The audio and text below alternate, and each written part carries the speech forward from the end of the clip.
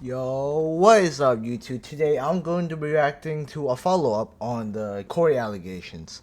So apparently it's been debunked and we finally get to know what exactly happened to Cory and his ex and their whole relationship. Cory never touched her. She did admit that he never essayed her and that she was just doing it all for attention.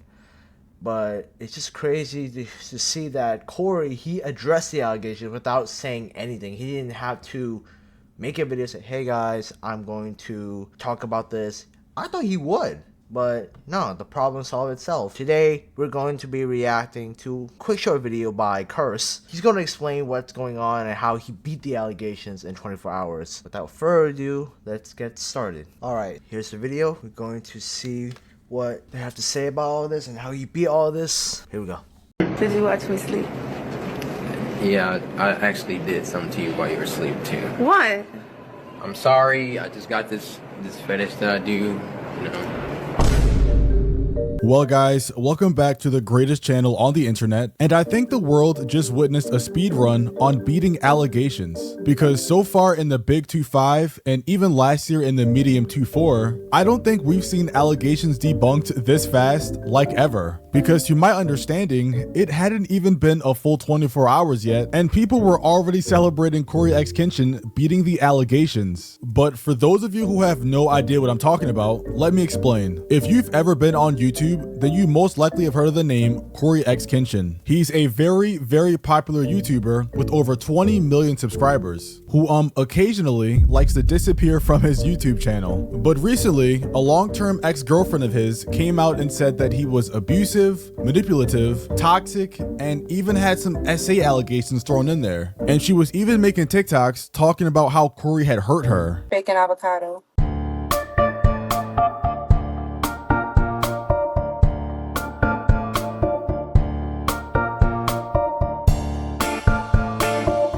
Yeah, this is the video I haven't shown yet. In the last video, I haven't shown it to you guys.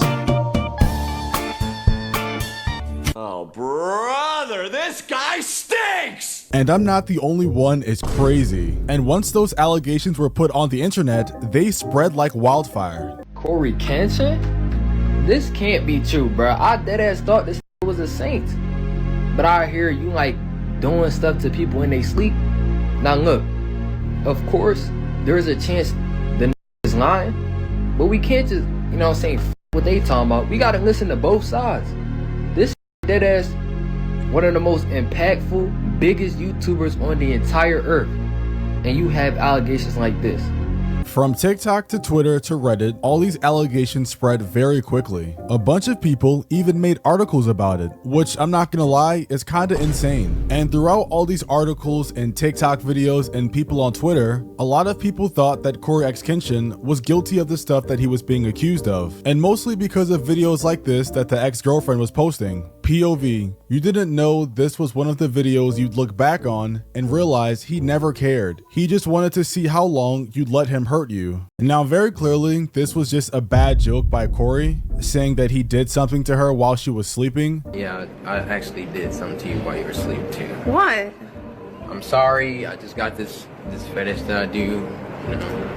And once again, I mean, clearly we can tell that he's joking. I mean, look at his face. He looks like he's about to smile or laugh. But somehow, some way, this got turned into people thinking Cory essayed her while she was sleeping. The caption on the video also isn't doing him any favors because she's talking about him hurting her, even though it's not in that way. And because of that, people on Twitter absolutely ran with it, with people saying they are grieving the CoryxKenshin situation and that they have videotaped proof. Yeah, I'm not gonna lie, I don't know what they're talking about. I guess people took that joke of his as a literal confession, which is insane. Did I also mention that this video she posted is from like 2018? So in 2025, she's now posting things from 7 years ago trying to make Cory look bad. However, at the very least, I am glad that she came out and said Cory didn't essay her, which a lot of people thought from the video, but it still begs to question why she even posted it in the first place 7 years later. And by the way, at this point, Cory still hasn't responded or said anything on the topic.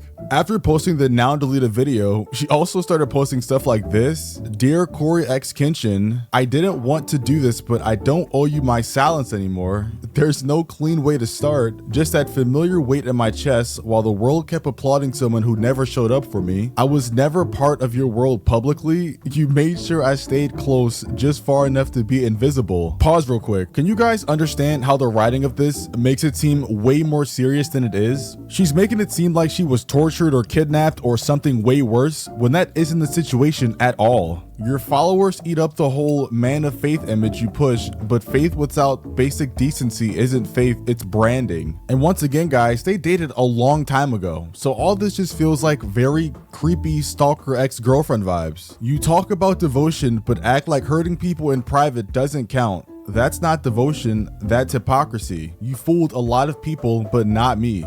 Well, clearly she did fool you, because that's why you're posting these. And look, she has a lot more slides that I'm not about to read because they're not really that important, but the most important part is you ghosted me, not because you were confused, but to teach me a lesson. You made me feel like I had the strength to earn a reply. Every move was calculated, even if I couldn't see it back then. So essentially, this whole thing can be summed up to she's salty she got ghosted. Like, I'm pretty sure that's what this whole entire thing is about. But don't worry, guys, because this one was only part 1 and she has a part 2 and a part 3. And luckily she's on public again, because when I tried to look at this hours ago, she was on private. So I'm kind of confused why she went back to public, even though she knows she's gonna get a bunch of hate for this. But in part 2, as you can see before I even click on it, it says where it gets worse. And then came the Xbox messages. It wasn't even what you said, it was how you casually said it. Like nothing you'd done had ever left a scar. Like you hadn't already shattered me once and just gotten bored. And on the next slide, we have some Xbox messages, which is apparently from CoryxKenshin and her. Okay, so what's up? You still seeing someone? Why do you ask? Because I'm trying to F your life up some more. What? That was a joke, geez, LOL. I was just asking. Never heard you curse before. That's why you threw me off. And these sadly weren't the only messages, guys. If you keep scrolling, she eventually posted some more DMs of her and CoryxKenshin. And once again, this all stems from her being mad she got ghosted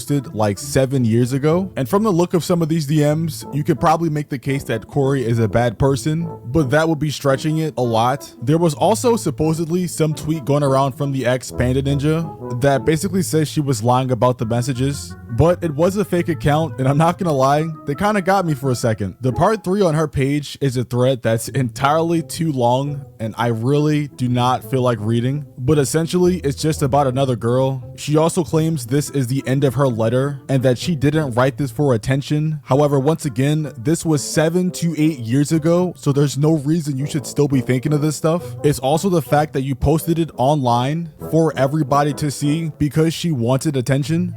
Bruh, that is crazy, bruh. Like, you saying this is not meant for attention, yet you spent time about something that happened 7 or 8 years ago. Like, just move on. Cory has a life, you have a life. You guys went your separate ways, but yet you continue to think about somebody who wasn't a good boyfriend or he was manipulative. Like, don't you have anything else better to do? Look at all this, bro. Look at all the slides that he's showing. Look. That she didn't write this for attention. However, once again, like, look at this. This was 7 to 8 years ago, so there's no reason you should still be thinking of this stuff. Exactly. It's also the fact that you posted it online for everybody to see because she wanted attention. She also posted this long 4-minute video, which I guess is for clarity. I just really want to make this clear that, and this is very important, I'm saying this literally with all my heart. This was never about defaming Cory at all. It literally was me venting about something that happened to me in the past that did hurt me. I felt at that moment that I wanted to share with people that may have similar experiences like I did. And that's basically it. I'm not quite sure what happened to Diaries. Like, I don't think you need to post everything. Yeah, you don't have to post everything with another person. You can just write it in your journal or your diary. so you can keep it to yourself. Like, something like this is not meant to be shared. It seems like you're just doing this for attention, and you can't really let go of a past relationship that you once had. That's happened to you in the past, especially when you know the person you're talking about has a very huge following and this happened 7 to 8 years ago, and it's not even like anything super terrible happened to you. You got ghosted. It happens a lot to everybody. You didn't have some special experience that the world needed to know. You simply just tried to capitalize off his name and it didn't work, which is why you now have your comments off. CoryxKenshin still never responded to any of these allegations, which is probably what she wanted the most. But yet and still, without saying a word or lifting a finger, Cory has beaten all of the allegations, and people on Twitter and TikTok are now posting stuff like this. Nigga, if I'm Cory, y'all getting a video a day for a month straight. Because the way y'all niggas locked in to debunk that shit is insane. The allegations dropped on 9 p.m. last night. And it was clear. The allegations were dropped. The Cory fans are right onto it. They defended Cory like their life depends on it. This man was their savior. This man was their saint. And just, they went and locked in, bro. I respect that. Cleared up by the morning. So yeah, in other words, she tried, they lied, CoryxKenshin in 5.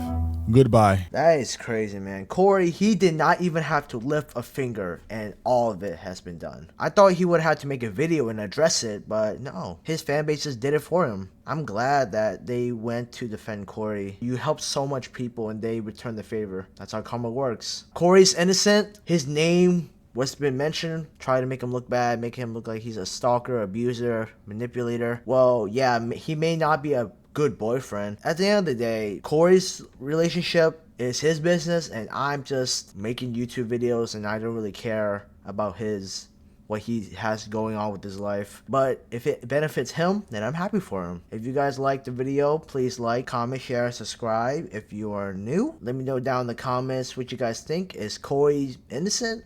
The majority seems so. Or if he's still guilty and you still side with her. Hope everyone take care of themselves, stay safe, have an amazing summer, and I'm out.